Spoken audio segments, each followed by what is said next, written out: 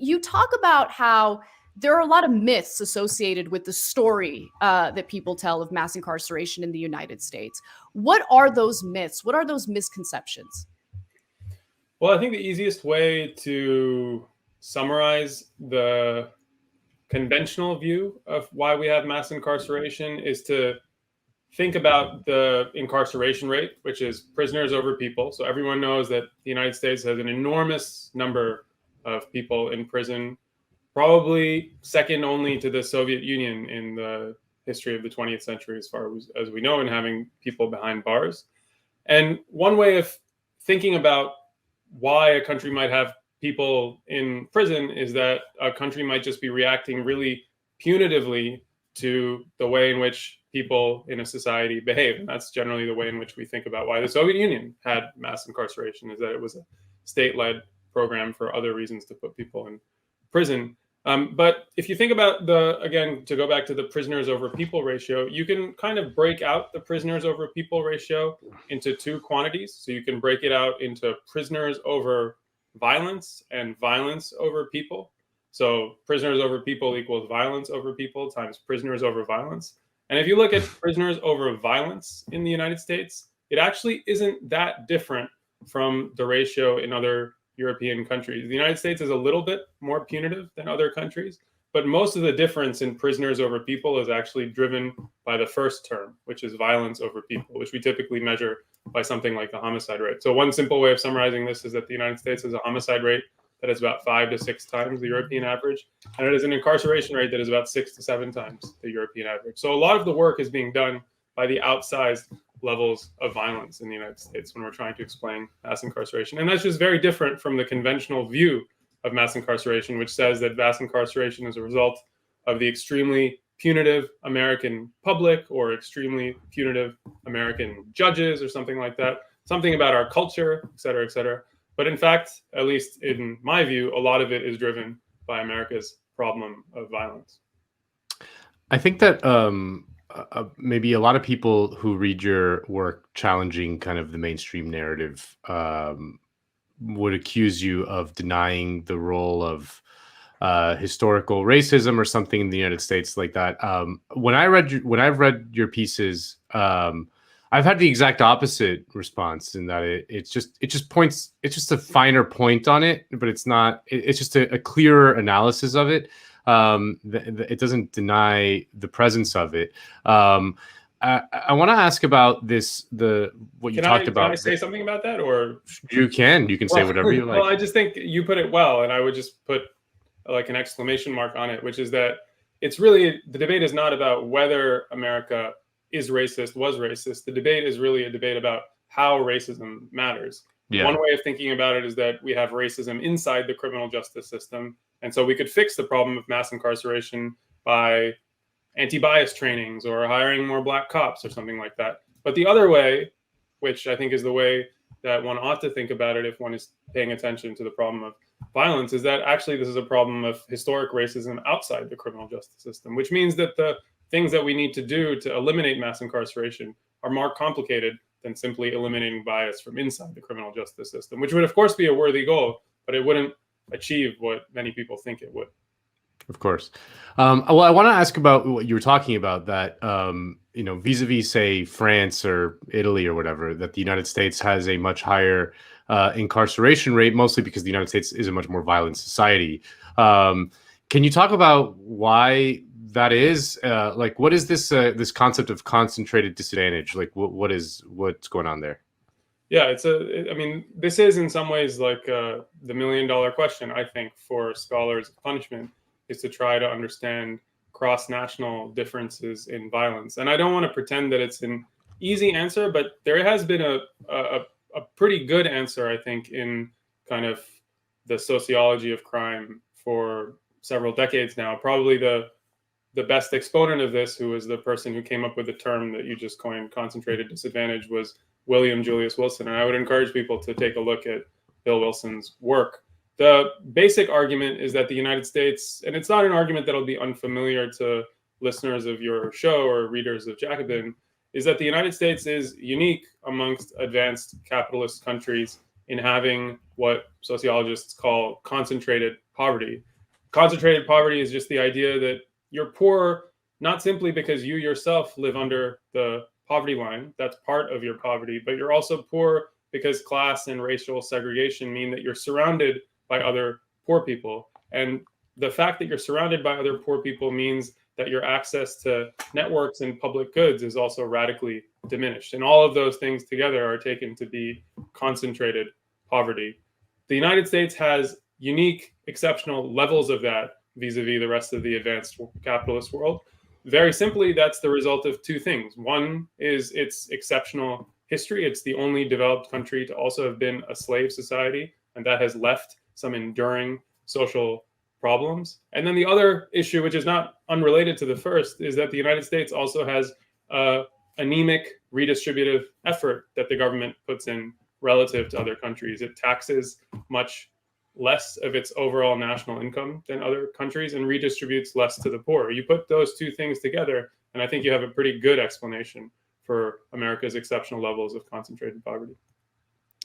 You know, I wonder if you've looked into the impact of the increasing profit motive behind incarceration. You know, there's been this explosion of private prisons on a state level, certainly, since the 1980s in response to the war on drugs. Has that factored in at all in your research or your data on this? Yeah, it's a good question. I think in general, my view is that that is overstated. One way to think about it is that today in America, private prisons account for only about 9% or something of the incarcerated population. So if you eliminate them, you don't see much difference in the fact that the United States is outlying in its incarceration rates. The other way of thinking about it relates to the point that I was making earlier, which is that if this were really driven by the privatization of the prison industry, you would expect to see the difference between the United States and other countries being driven not so much by the violence over people ratio, but by over the prisoners over violence ratio. You would expect to see basically that the United States, due to the incentives that private prisons have, is overreacting to the level of violence or criminal behavior in the society. And that's just not really what you see when you break it down in that way. So that's the other reason that I would be skeptical of that account, which is not to say that, you know, it's not scandalous that private prisons exist, and that should be part of a reform program, no doubt, but it's just not the main part of the story. When I read about your idea of the way that the U.S. Industrialized vis-a-vis other advanced capitalist nations, and that the presence of a black underclass in the South that kind of was kept there due to Jim Crow, right at the moment where the U.S. was industrializing, is one of the keys to understanding the effects, the presence of mass incarceration and violent crime in the United States in the 20th century. Can you explain that?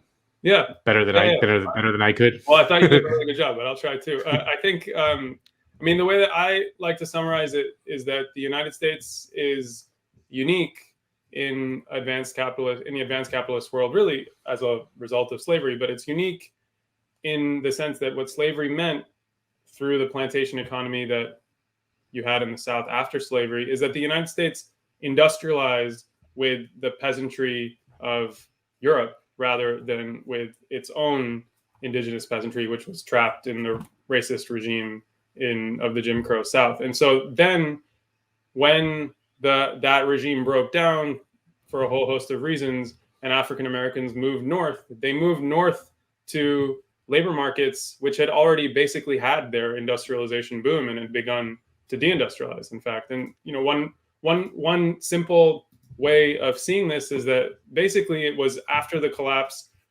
I think in around the early 20th century, the employment rate for male African American men and white men was more or less similar in the early 20th century.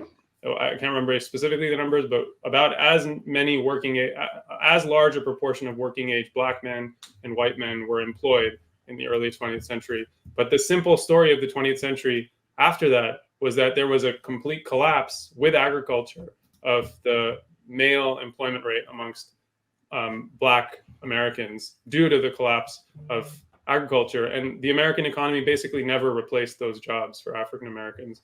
It a little bit maybe in the mid 20th century as industry rose after World War II, but the peak was much earlier in terms of employment, and basically America has never replaced those jobs, and that I think is the underlying cause of the social problems and the racial divisions in the American working class that you see throughout the 20th century.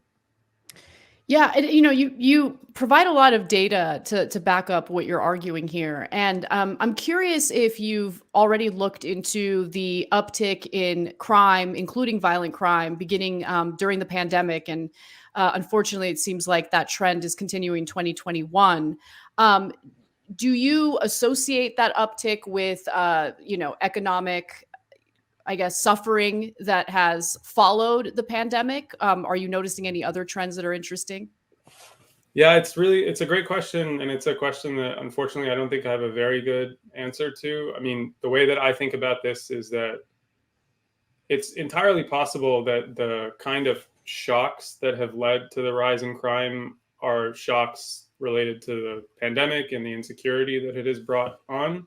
But one way of thinking about this is that a better society would be robust to those shocks. And so in a better world, we wouldn't have any of the concentrated poverty that is sort of the underlying cause. And so we wouldn't be vulnerable to the triggers that were the pandemic. And so even if kind of the triggers are non-economic, they only are active on a basis of economic oppression, economic and racial oppression. That's the way that I think about it. Beyond that, to have a better answer, I think, one of the really unfortunate things about my occupation is that we just are always backward looking. We wait for the data, and we just don't. Academics are too responsible. You academics are too responsible. Just deliver the fucking hot take and move on, dude. You don't need some fucking data. Well,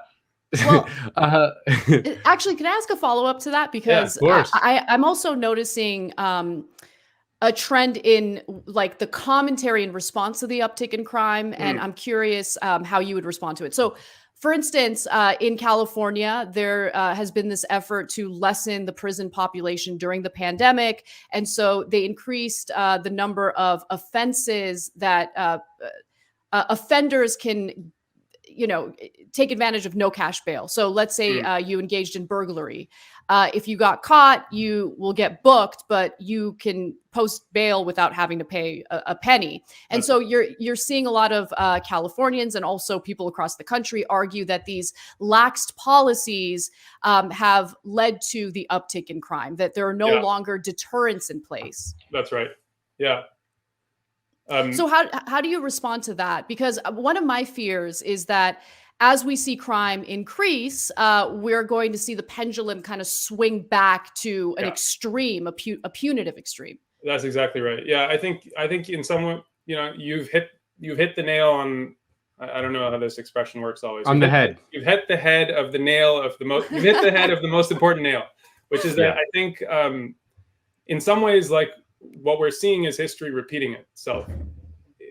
If you go back to the ratio that I was the ratios that I was proposing at the beginning, violence over people and prisoners over violence, one of the things that people don't often appreciate about the United States, which might be surprising to hear, is that in the 50s and 60s, prior to the rise in crime, the violence over people ratio, the prisoners over violence ratio in the United States was remarkably low by international standards. The United States was a land of low punitiveness. The United States had an incarceration rate that was about the rate in other European countries, but it was the fact that the United States also had a homicide rate that was very, very high. And so to have an ordinary incarceration rate and a very, very high homicide rate, you basically have to have a low prisoners over homicide ratio. So the United States was a land of low punitiveness.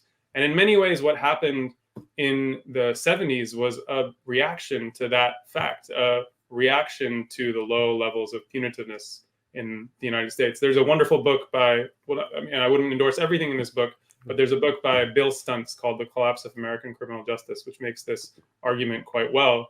And I think in some ways what you're observing today is we're reliving a version of that problem, which is that because the only tool that the United States has thrown at the problem of violence is penal policy, right? You either try to deter or you pull back when crime goes down. We're in this cycle where we either fight it with prisons or we pull back once crime gets better. And then the only thing that's available in the public imagination when crime goes back up is to ramp up prisons again. So I think we're stuck in this cycle. And this is one of the reasons that I think socialists obviously should be thinking about criminal justice reform, because that's where many of the most disadvantaged people lie. But in another way, criminal justice reform really needs socialists, because criminal justice reform has been stuck in this in penal policy. And what socialists really have to contribute is the importance of social policy to the problems that the criminal justice system can barely address.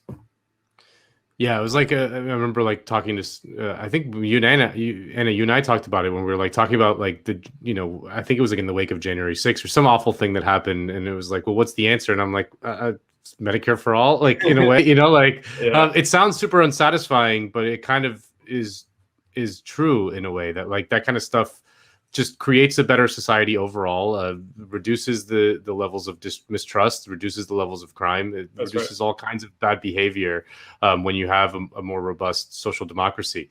But I want to ask about, I know that I know that the recreational drug, the percentage of people using recreational drugs that are in prison is sometimes overstated, but it's still there.